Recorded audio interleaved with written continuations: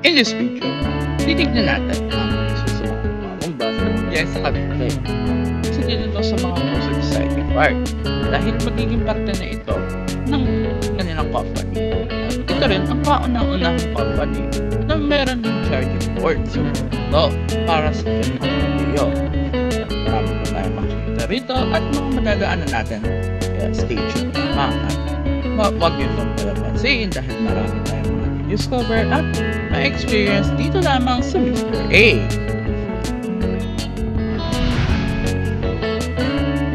Nakita na natin ang ating bus na pagbiyahe para sa ito. Ito ang Kirsten Joyce Transport na Tiger Bus KLQ 6126 LY Tiger Vehicle. Features na sobrang exciting at kaabang-abang ito. Dahil ito lang naman ang bus company na bumabiyahe mula Lawton hanggang Amadeo, Cavite.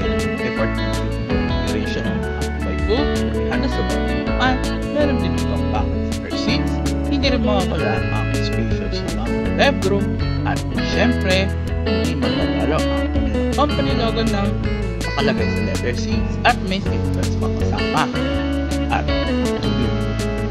ay ito ang pinaka-feature nila, ang charging port, at it comes with 2 types. Magnetic ito at 330 horsepower equipped ito, lalo na sa mga biyahe na dati. Sa front perspective naman, ay same lang yan sa mga bus companies na acquire nito, at bukod pa dyan ay maraming features ang matandaan. Ito pa ay marami din ito at same lang ang pagkakang. So, tara, let's go more. Okay, so this is Virginia and we are now riding at 12 on Kirsten. So, tingnan na lang tayo ng drawback lang. So, ito yung ating feature B12. Charging port. Ito yung charging port at yung types sa Android.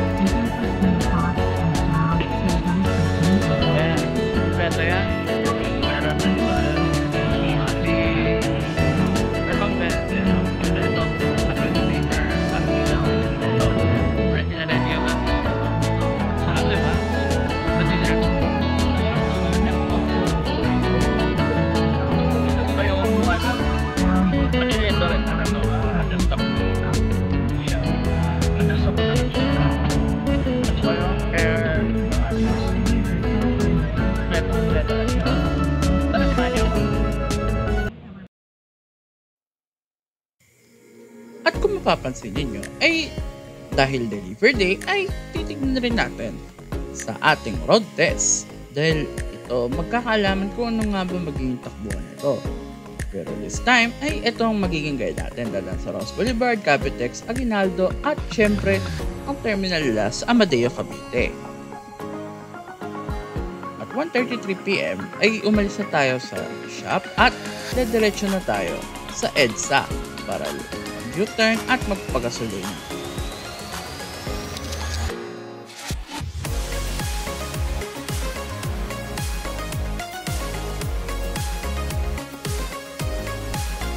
Kung mapapansin ninyo, ay hindi gaano kahirap para sa mga driver, lalo naman kung ito ay 3-way ang pagdaan dito sa EDSA dahil ito naman ay national road. At pagkatapos magpagasolina ay tumuloy na tayo sa ating biyahe. Nakikita natin ang ating convoy.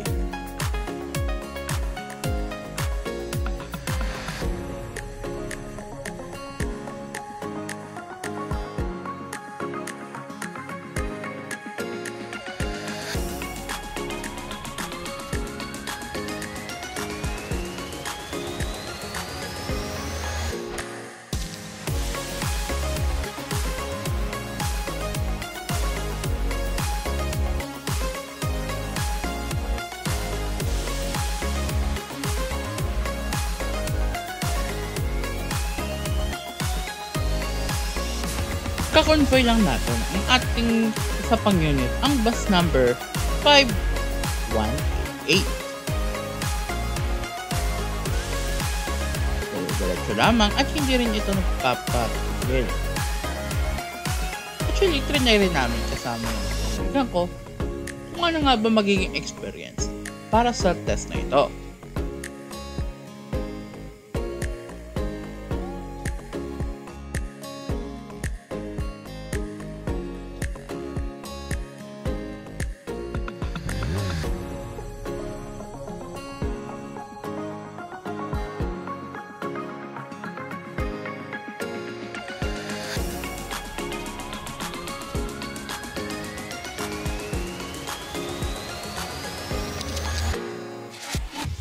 Pagkana natin sa area na papuntang Rizal Avenue ay higing smooth flow naman pagliko at walang gaano problema habang sinusuong ang mga masisikip na daan dito sa Balintawak.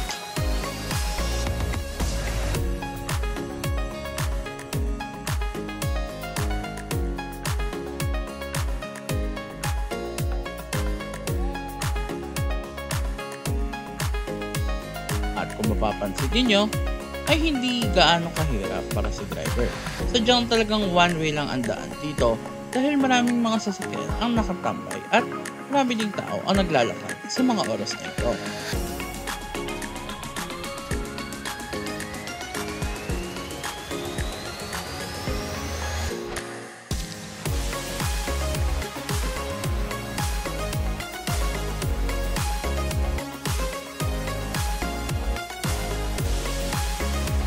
Nasa kahabaan na tayo ng avenue at mapapansin niyo na smooth sailing lang ang pagtakbo ng bus. Mapapansin niyo rin ay marami tayong mga attractions na nakikita sa video nito. Bukol na riyan ang Skyway.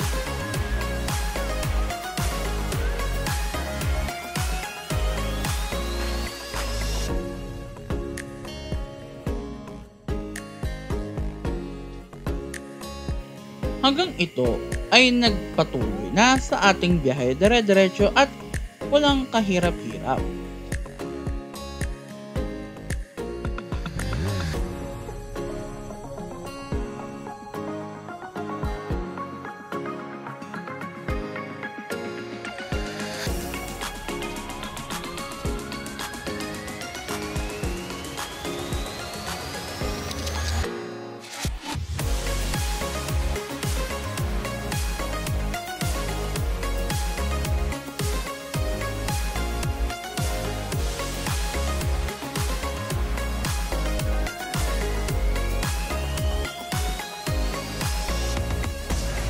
Pagliko natin dito sa Ibon Pasyo ay nakaka-experience lamang tayo ng konting build up.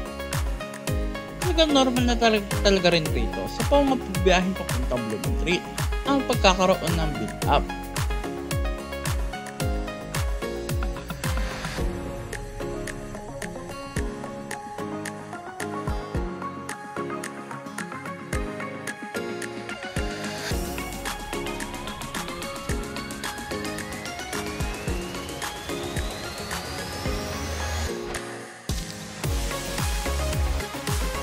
Pagliko sa Dimasalang ay dire-diretso na ulit ang takbo ng bus.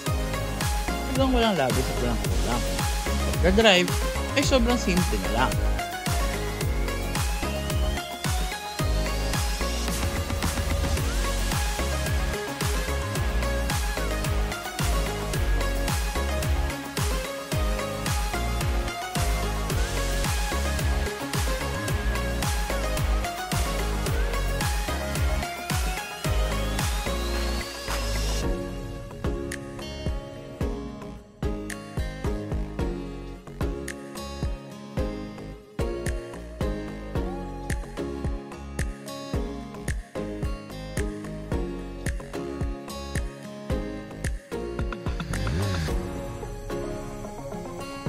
Banayad lamang ang takbo at hindi gaano problema ang mga pagliko dito sa kahabaan ng Maynila.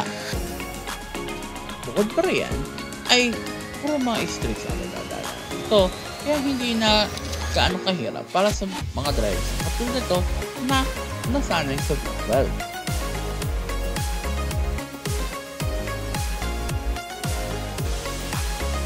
After few minutes, ay nakita na natin at dumaan tayo sa tunnel ng Quiapo na aakit papuntang Quiapo Church. Dito, hindi naman pa nagiging sharp ang pag-akit nito.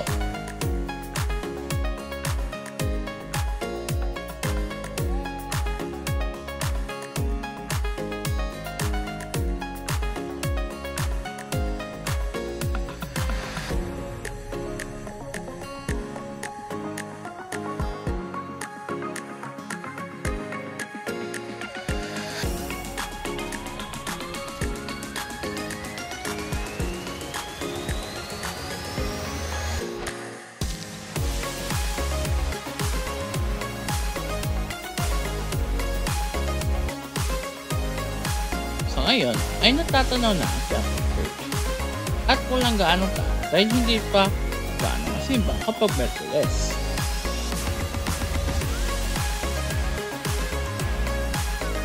At dumaan tayo sa tulay para makababa.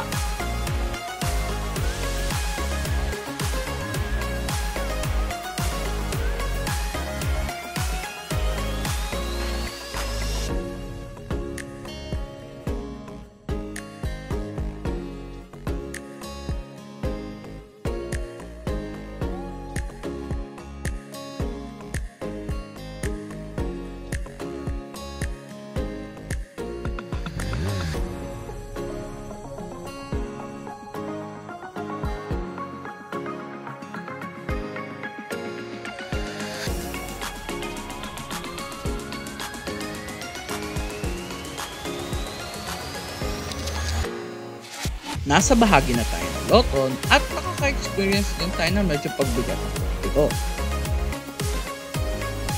And after some few minutes, ay nakikita na natin papunta sa Rojas Boulevard.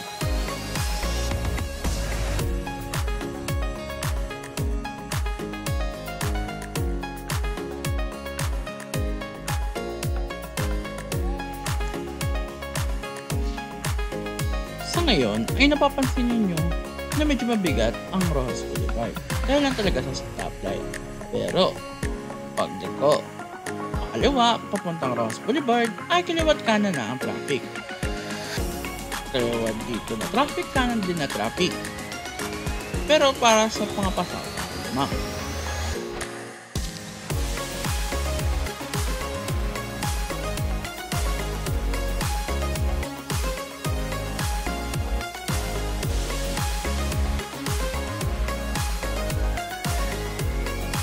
At matapos lamang ang ilang minuto ng pagkakaroon ng traffic sa kaliwat kanan, ay tuloy-tuloy na ulit ang banay na takbo papunta sa Buendia. Pero yung Buendia na sinasabi natin ay hindi yung kadalasan dinadaanan, kundi padiretso sa isa pang tulay ng Rojas Boulevard na dadaan papuntang Cavitex.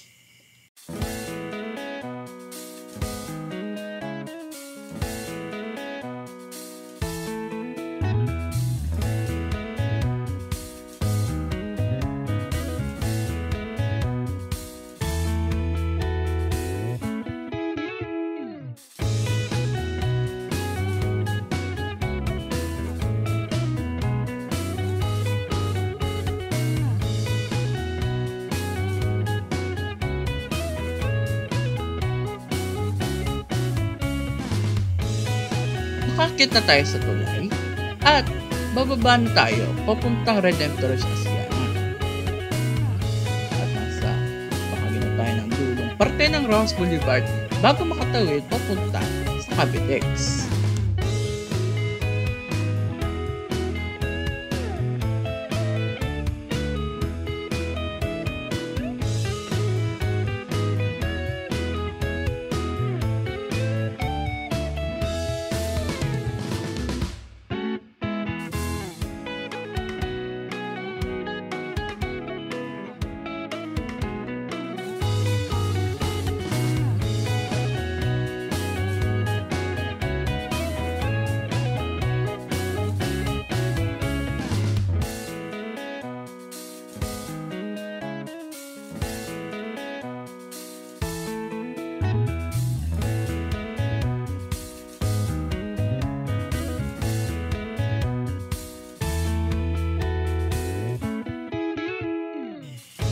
Pagkabigay ng go signal ay nandito na tayo sa Cavitex at paakyat na ito. Mahigit isang oras na tayo magbiyahe at sinusubukan ito. Tignan naman natin ngayon kung paano ito tumatakbo sa bahagi ng Cavitex.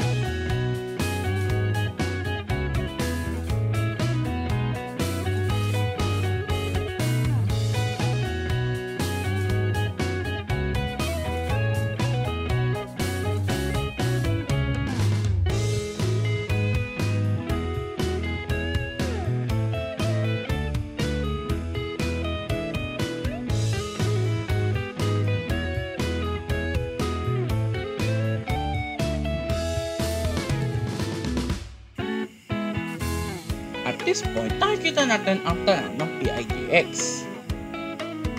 So, worth it nga din talaga, pero hindi na tayo dumaan sa kabilang side.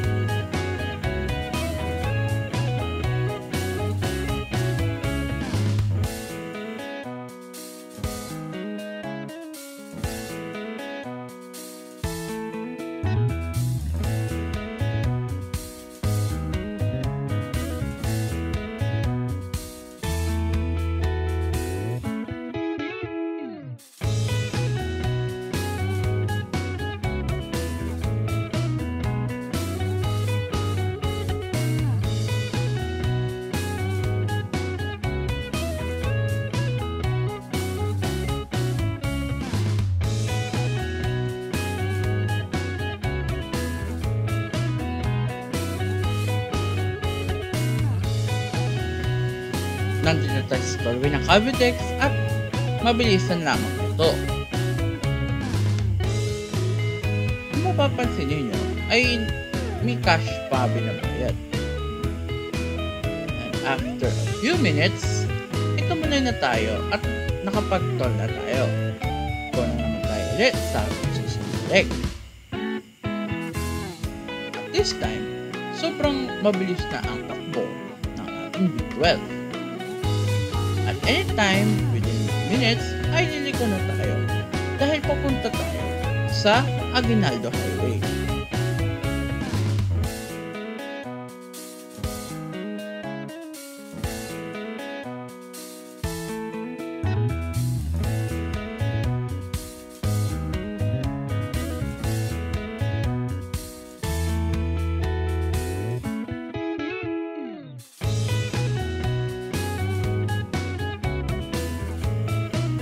Sa oras na nakapag-execute sila sa Aguinaldo or tawagin natin ito sa bayan ng Bacoor, ay mapapansin niyo na maraming bus din ang mga kasunod at hindi exempted ang mga bus na nakita natin dito ngayon. At mamaya makikita pa natin ang isang bus na medyo bago-bago din. Tamang pag-akit pa sa curve at hindi ganong problema para sa kanila.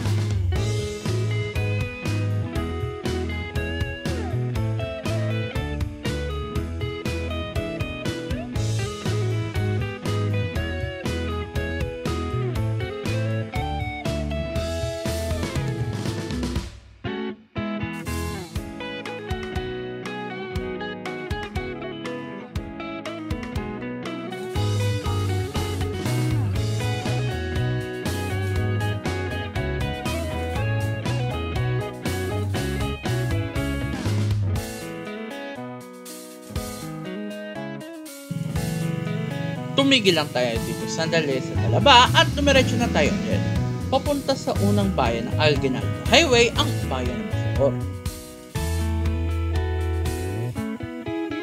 Kakaroon na talaga tayo ng konting traffic dito sa bahagi ng St. Dominic dahil sa mga stoplights na nakatayo dito. Kung taga Cavite ka, alam mo talaga na ganito ang mangyayari, lalo na sa mga bibiyahe ng Aguinaldo Highway.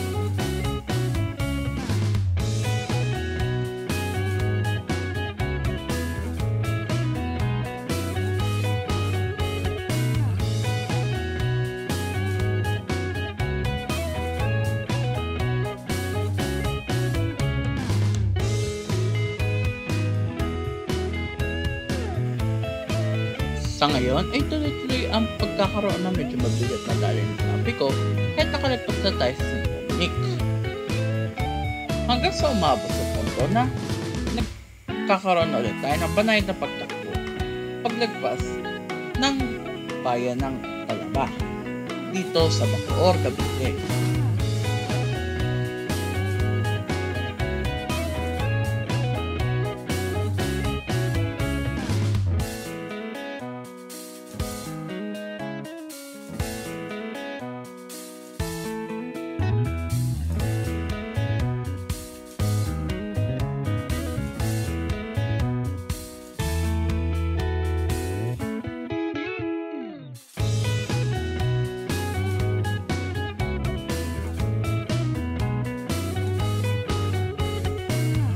At another build-up na naman ang nakikita pero hindi ganong problema dahil lamang talaga sa stoplight dito na mga nakatayo dito sa Aguinaldo Highway.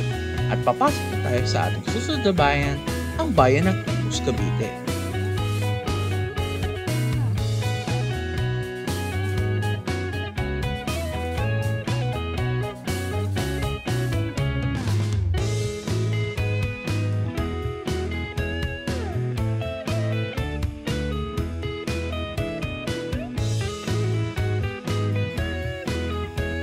Paglagpas ng crossing ay dire-diretso na ulit tayong tumatakbo at hindi na gaano problema sa drivers.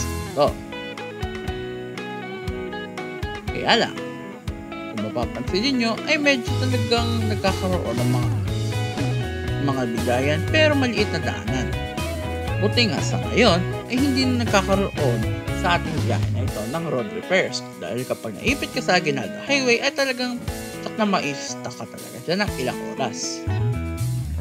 Tuloy-tuloy na tayo at nakapasok na tayo sa ating susunod na bayan, ang bayan ng Imus.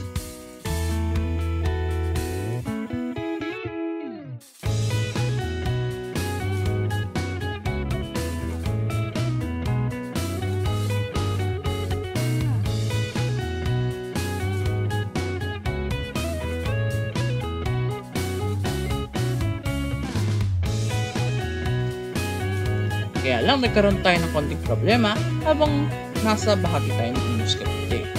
Dito na unting-unting bumugos ang pag-ambon at kahit nakarating na tayo ng Dasmariñas, Cavite ay walang tigil ang pag-ambon. Hanggang sa umabot sa punto na sobrang lakas ng ulan at hindi gaano nakikita ang mga magagandang tanawin at mga lugar dito sa bayan ng Dasmariñas. Matindi lang talaga ang traffic rin sa bahagi ng Bacoor at Imus kaya medyo natagalan. Pero at this point, hindi gaano itong napaka-traffic. Nandito pa rin tayo sa Dasma at malapit tayo sa ating susunod na barangay, ang bayan ng Palapala. Sa bayan ng Palapala ay mapapansin niyo na maraming mga kalakalan at negosyo dito sa crossing. At meron din itong daanan papunta ng Dindang, papuntang Tagaytay at hindi mawawala ang mga papalik ng Bacoor. At nasa dyan marami ng talagang matao sa lugar na ito.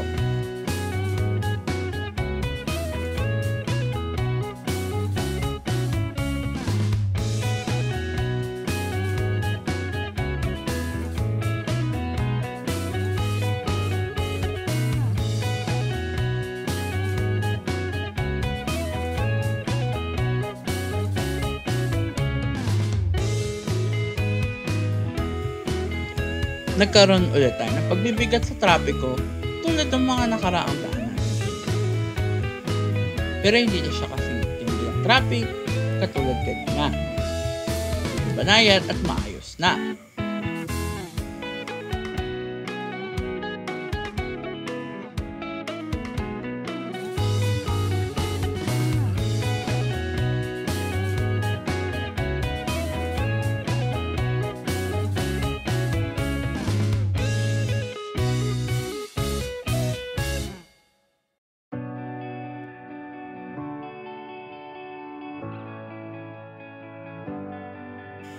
By 4:09 in the afternoon ay nandito tayo sa lagpas ng Palapala, ang bayan ng Sampaloc. Dito sa Dasmariñas, Cavite pa rin. Maging mas smooth at hindi na problema ang traffic dito sa lugar. Kaya, hindi na rin problema ang driver para mabilis itong maihatid papunta sa kanilang terminal. At parami na rin tayo nakikita na sobrang smooth lang din ang takbo nito.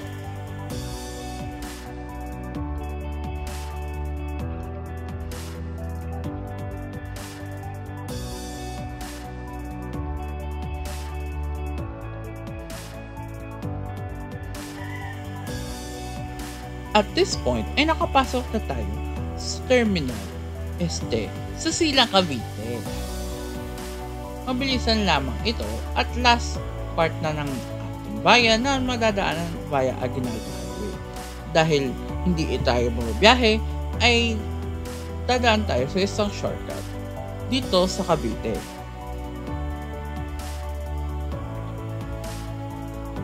Pogi ng pogi talaga ang driver at ang bus nito papuntang Walter Mart Silang.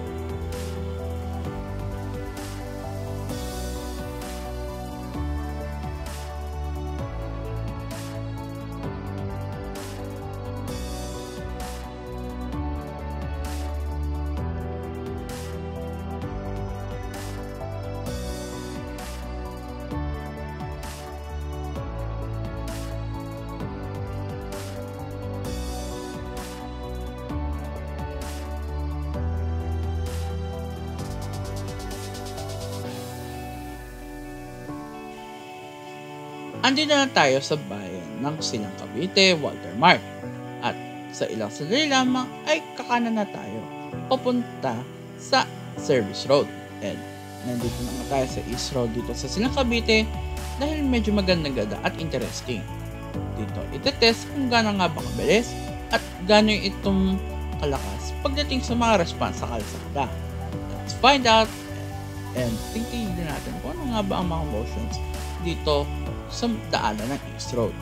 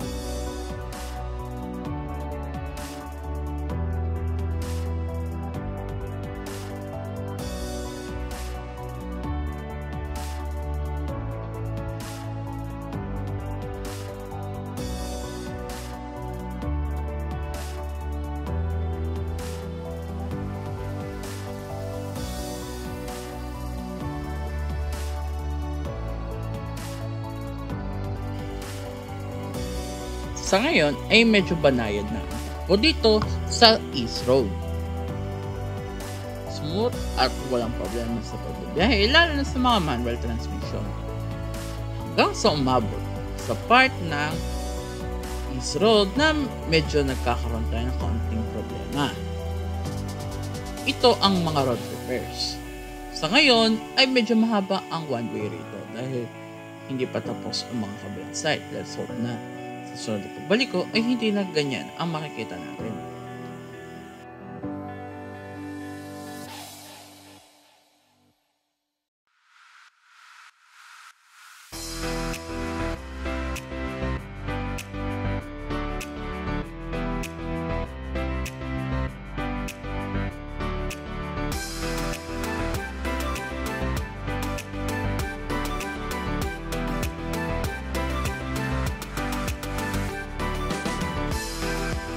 Nandito na tayo sa bayan ng Gentry at tayo ay kakaliwa dahil pupunta na tayo sa bayan ng Amadeo, ang ating endpoint para sa video na ito. Sobrang experience lang ako rito nung trinay ko din ito para sa Cavite ang video.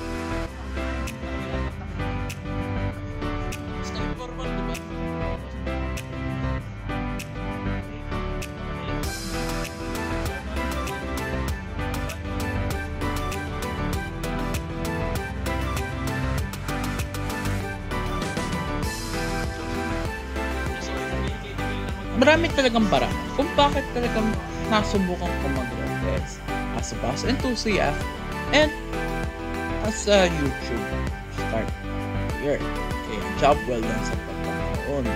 At nakita natin ang mga response sa kalsada, which is the fact na medyo maganda ka talagang itakbo ang mga vehicle lalo sa mga biyaheng Tagaytay at Silang.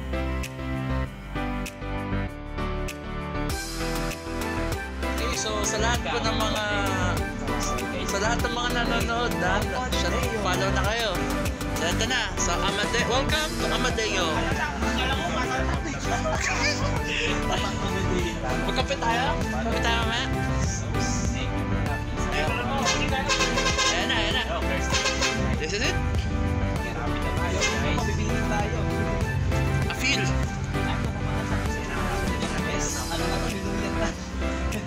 Sa pampaling.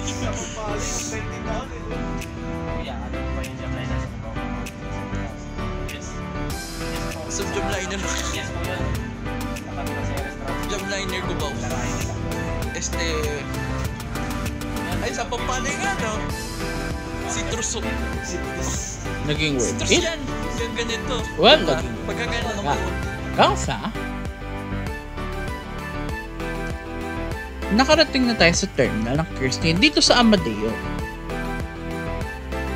Amadeo talaga makikita rito, especially sa mga bata. At naka-consume din tayo ng 3 oras, kaya naging worth it ito para sa akin. Bukod sa ganitong unit nila, ay meron pang isang unit na inaantay. Kaya, para maging bahagi ito ng pag-subscribe, ay itong bonus ko sa inyo.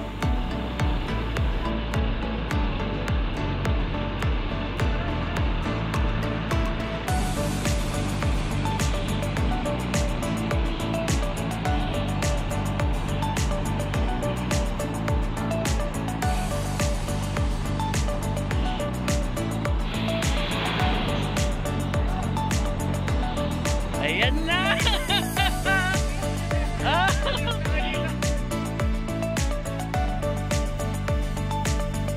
And yes, nangyari na nga. Kompleto na ang 2 unit na bumabiyahe sa Amadeo. Worth it ba nga talaga sa may? At syempre, tinanong ko, syempre, maraming sabog, as a bus enthusiast, gusto ko makasubukan ang mga magandang mga pwede mabiyahe. At least, safe ang biyahe.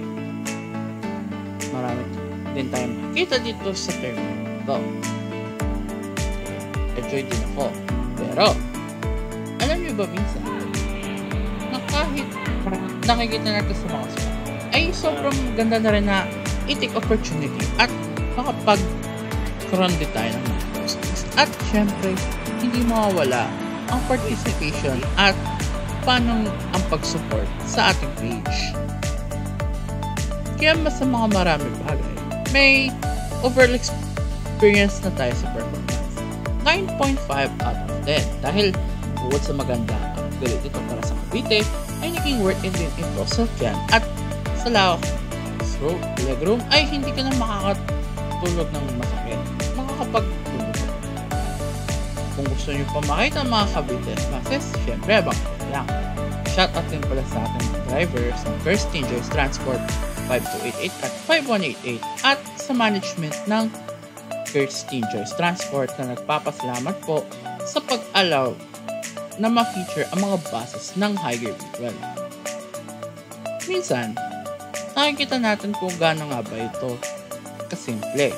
Pero, ang kasimple nito ay magdadala sa mas malakas na tagumpay. Kaya, kung gusto nyo po makita ang mga videos ko na medyo maganda-ganda, i-follow nyo na ang ating mga social media accounts para wala kayong mapapalampas sa mga missed contents at sa mga bagong videos ko in the future. Maraming salamat sa inyong panonood and this is Mr. A, where bus is life.